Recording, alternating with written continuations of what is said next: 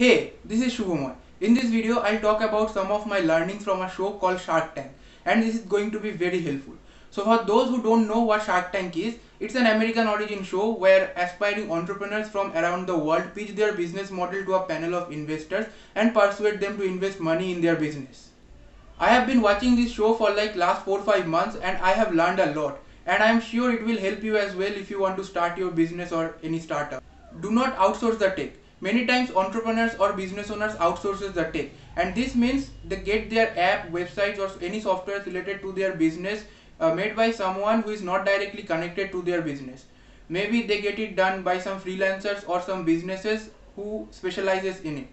But as a business owner, you should not be doing it. If you are a non-tech guy, then you should find yourself a co-founder who is into tech. Having someone who is into tech in your team is really very important.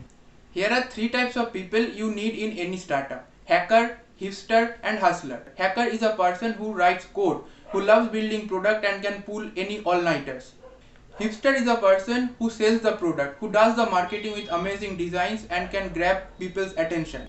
Hustler is a person who brings smart people together, who makes sure that the startup is functioning properly and there are plenty of resources. Investors don't care about your idea, they care about your execution.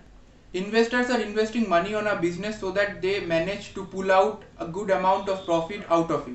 So if you are able to show that your business is growing and there is continuous cash flow, then chances are higher that you can bring in investors. Be a good listener.